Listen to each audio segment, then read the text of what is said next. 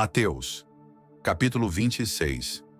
E aconteceu que quando Jesus concluiu todos estes discursos, disse aos seus discípulos: Bem sabeis que daqui a 2 dias é a Páscoa, e o Filho do Homem será entregue para ser crucificado.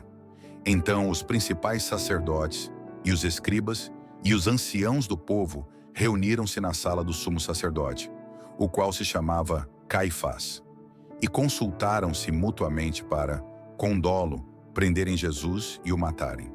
Mas diziam: não durante a festa, para que não haja alvoroço entre o povo. E estando Jesus em Betânia, em casa de Simão, o leproso, aproximou-se dele uma mulher com um vaso de alabastro, com um unguento de grande valor, e derramou-lhe sobre a cabeça, quando ele estava assentado à mesa. E os seus discípulos, vendo isto, indignaram-se, dizendo: por que é este desperdício? Pois este unguento podia vender-se por grande preço e dar-se o dinheiro aos pobres. Jesus, porém, conhecendo isto, disse-lhes: por que afligis esta mulher? Pois praticou uma boa ação para comigo. Porquanto sempre tendes convosco os pobres, mas a mim não me haveis de ter sempre. Ora, derramando ela este unguento sobre o meu corpo, fê-lo preparando-me para o meu sepultamento. Em verdade vos digo que onde quer que este evangelho for pregado em todo o mundo, também será referido o que ela fez para a memória sua.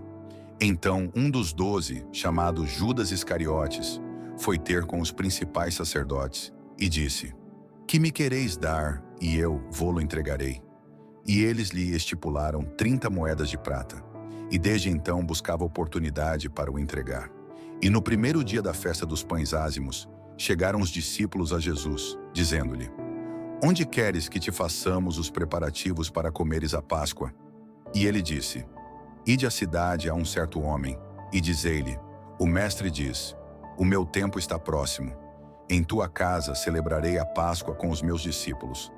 E os discípulos fizeram como Jesus lhes ordenara, e prepararam a Páscoa. E chegada a tarde, assentou-se à mesa com os 12, e comendo eles disse: em verdade vos digo que um de vós me há de trair. E eles, entristecendo-se muito, começaram cada um a dizer-lhe: porventura sou eu, Senhor? E ele respondendo disse: o que põe comigo a mão no prato, esse me há de trair. Em verdade o Filho do Homem vai, como acerca dele está escrito, mas ai daquele homem por quem o Filho do Homem é traído. Bom seria para esse homem se não houvera nascido. E respondendo Judas, o que o traía, disse: porventura sou eu, Rabi? Ele disse: tu o disseste. E quando comiam, Jesus tomou o pão, e abençoando-o, o partiu, e o deu aos discípulos e disse: tomai, comei, isto é o meu corpo. E tomando o cálice, e dando graças, deu-lhe, dizendo: bebei dele todos, porque isto é o meu sangue, o sangue do Novo Testamento, que é derramado por muitos, para a remissão dos pecados. E digo-vos que, desde agora, não beberei deste fruto da vide, até aquele dia em que o beba novo convosco no reino de meu Pai. E tendo cantado o hino, saíram para o Monte das Oliveiras.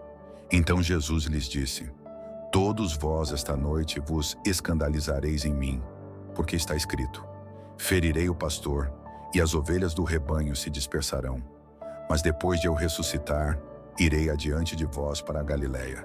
Mas Pedro respondendo, disse-lhe: ainda que todos se escandalizem em ti, eu nunca me escandalizarei. Disse-lhe Jesus: em verdade te digo que nesta mesma noite, antes que o galo cante, 3 vezes me negarás. Disse-lhe Pedro: ainda que me seja mister morrer contigo, não te negarei. E todos os discípulos disseram o mesmo. Então chegou Jesus com eles a um lugar chamado Getsêmani, e disse a seus discípulos: assentai-vos aqui, enquanto vou além orar. E levando consigo Pedro e os 2 filhos de Zebedeu, começou a entristecer-se e a angustiar-se muito. Então lhes disse: a minha alma está cheia de tristeza até a morte.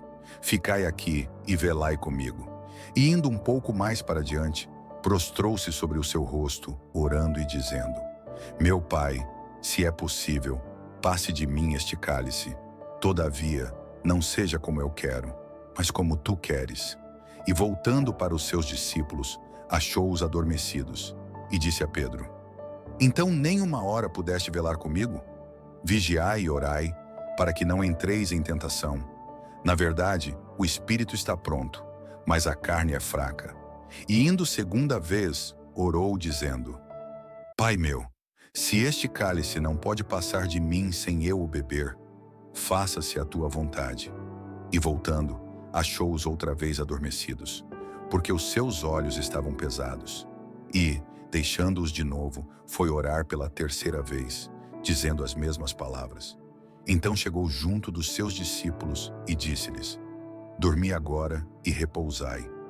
Eis que é chegada a hora, e o Filho do Homem será entregue nas mãos dos pecadores. Levantai-vos, partamos. Eis que é chegado o que me trai.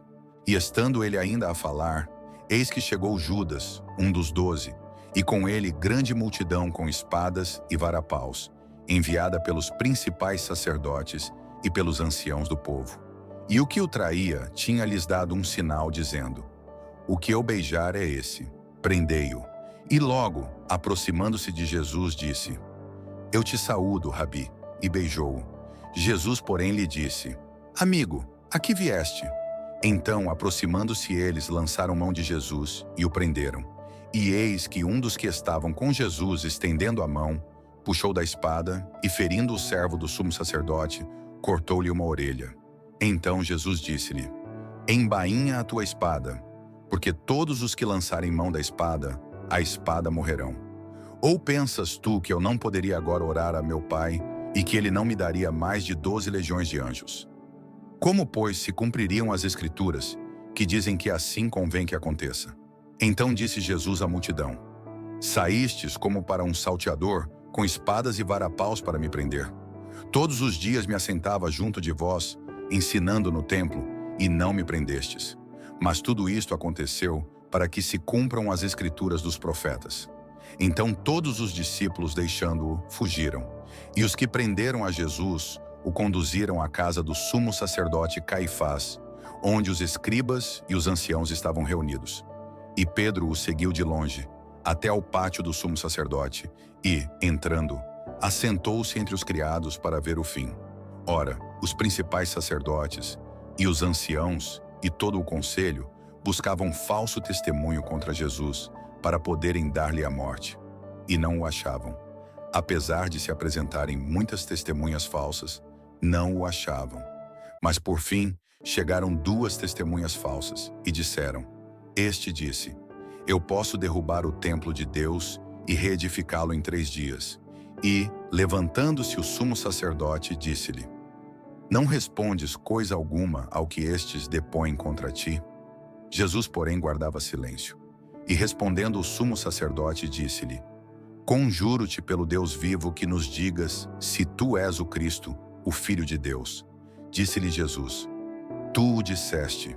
Digo-vos, porém, que vereis em breve o Filho do Homem assentado à direita do poder e vindo sobre as nuvens do céu. Então o sumo sacerdote rasgou as suas vestes, dizendo: Blasfemou. Para que precisamos ainda de testemunhas? Eis que bem ouvistes agora a sua blasfêmia. Que vos parece? E eles, respondendo, disseram: É réu de morte. Então cuspiram-lhe no rosto e lhe davam punhadas. E outros o esbofeteavam, dizendo: Profetiza-nos, Cristo. Quem é o que te bateu? Ora, Pedro estava assentado fora no pátio, e aproximando-se dele uma criada disse: Tu também estavas com Jesus o Galileu. Mas ele negou diante de todos, dizendo: Não sei o que dizes. E saindo para o vestíbulo, outra criada o viu, e disse aos que ali estavam: Este também estava com Jesus, o Nazareno. E ele negou outra vez com juramento: Não conheço tal homem. E daí a pouco, aproximando-se os que ali estavam, disseram a Pedro: Verdadeiramente também tu és deles, pois a tua fala te denuncia. Então começou ele a praguejar e a jurar, dizendo: Não conheço esse homem. E imediatamente o galo cantou. E lembrou-se Pedro das palavras de Jesus que lhe dissera: Antes que o galo cante 3 vezes me negarás. E saindo dali, chorou amargamente.